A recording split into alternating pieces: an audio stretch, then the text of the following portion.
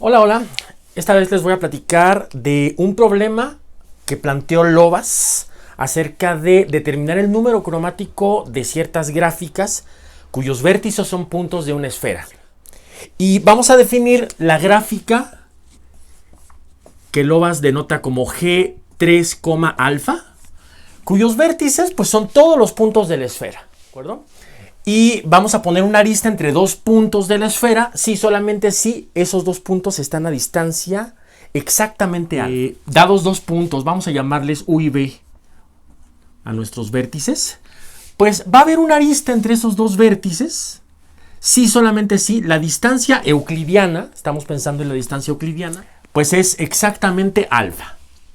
Entonces un problema que resulta de interés para varios otros problemas de geometría discreta es determinar el número cromático de esta gráfica. En un trabajo de Lovász de 1982, Strongly Self-Dual Polytopes and the Unit Distance Graph, habla del número cromático de estas gráficas.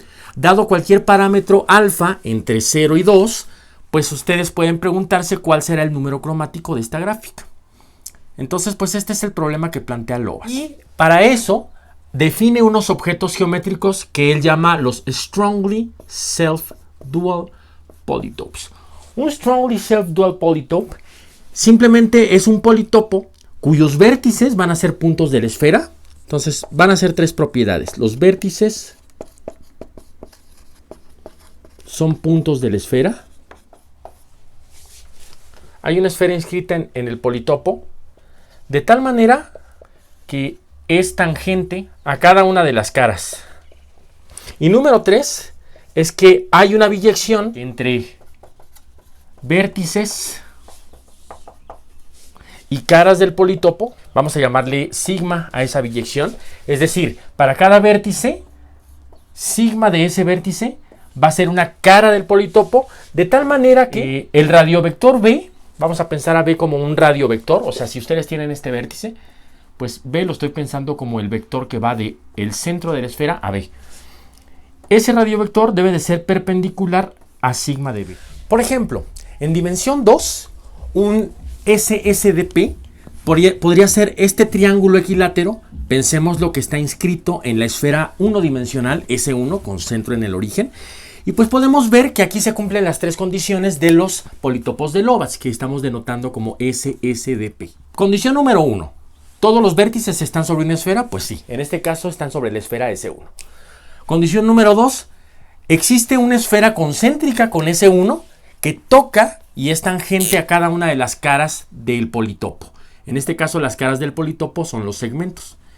Y pues si el triángulo es equilátero de la geometría elemental, podemos saber que existe una esfera que es tangente a todas y cada una de las caras del politopo. Y condición número 3, debe de existir una biyección entre los vértices y las caras del politopo, de tal suerte que para cada vértice el radiovector definido por dicho vértice, vamos a pensarlo como vector, pues es ortogonal a su imagen bajo la biyección. Entonces pues podemos corroborar esa condición viendo, por ejemplo, que aquí para A, pues el radiovector es este sería el radiovector OA, y su cara opuesta, sigma de A, sería esta, ¿de acuerdo? Otro ejemplo, también bastante sencillo, pero ahora en dimensión 2, pues ahora pensemos en la esfera 2-dimensional. Y vamos a inscribir en ella un tetraedro regular. Entonces tenemos ahí vértices que vamos a llamar A, B, C está allá atrás y D está aquí arriba. Bueno, pues otra vez, vamos a pensar que el origen es este puntito que estamos poniendo allí O. Primera condición, ¿los vértices están sobre la esfera 2-dimensional? Pues sí, así lo construimos. Segunda condición, ¿existe una esfera circunscrita que es concéntrica con S2? Pues también es posible probar, utilizando geometría euclidiana, en este caso del espacio, pues que nosotros podemos inscribir una esferita allá adentro con un radio más pequeño. El radio de esta esfera grandota pues era 1. En este caso va a existir una esferita de radio más pequeño. Bueno, y la tercera condición es que para todo vértice el radiovector definido por ese vértice sea ortogonal a su imagen bajo la biyección sigma. Vamos a corroborarlo en este caso para el vértice A. El radiovector está aquí pintado. Este es el radiovector OA. Y ese radiovector pues debe de ser ortogonal al plano que define a su cara opuesta, que es sigma de A. ¿De acuerdo? Bueno, pues entonces estos son dos ejemplos muy sencillos, uno en dimensión 2 y otro en dimensión 3. Bueno, resulta que estos objetos, si yo nada más me preocupo por la combinatoria que hay detrás de ellos, pues ya se habrán dado cuenta de que son gráficas autoduales.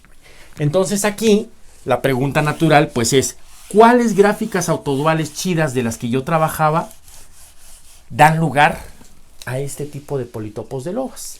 ¿Cuál fue el resultado principal acerca de los poliedros autoduales fuertemente involutivos?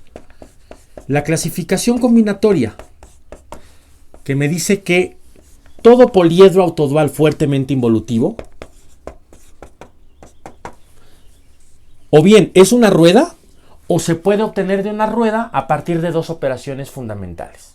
En otras palabras, si P no es una rueda, entonces existe una arista borrable o contraíble.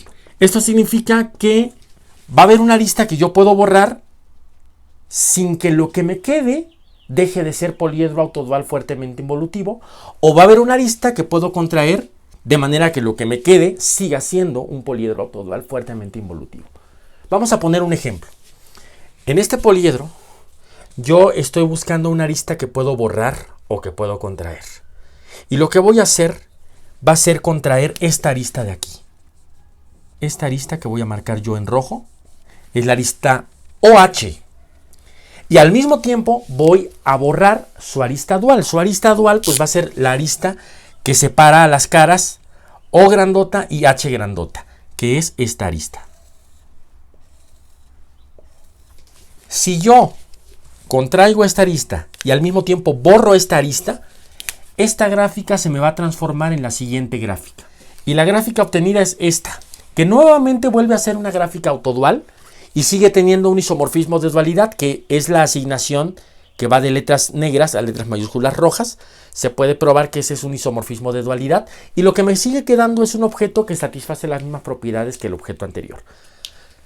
El teorema que nosotros probamos nos dice que como esto no es una rueda, debe existir otra arista que bien puedo borrar y puedo contraer, y lo puedo volver a aplicar, y lo puedo volver a aplicar, y lo puedo volver a aplicar hasta que llego a una rueda de longitud impar.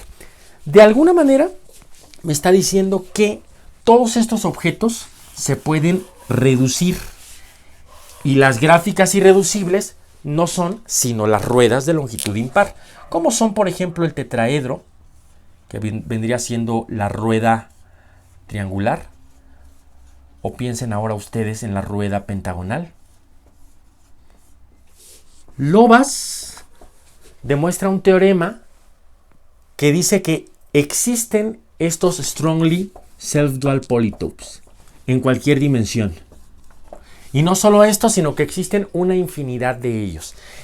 Y para probar esto, él precisamente da una construcción. En dimensión 2, pues no son sino los polígonos regulares de un número impar de lados. El triángulo equilátero, el pentágono regular, el heptágono regular, etc. Para todos estos, pues se puede probar que están inscritos en la esfera unidimensional y satisfacen las tres propiedades de ser politopo de Lovász. Y con base en uno de estos polígonos, pues él da una construcción recursiva para tener, ahora en este caso que nos interesa, pues politopos en dimensión 3, ¿sí? Que satisfacen las tres propiedades de ser politopo de Lovász, ¿sí? Entonces él construye algunos de ellos.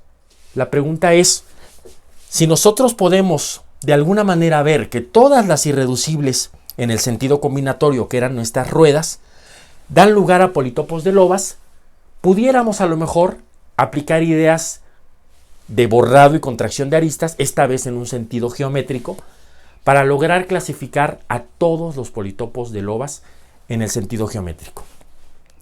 Y pues esto es lo que les quería platicar. Espero que lo hayan disfrutado y espero que el próximo año les pueda platicar algunos resultados en esta dirección.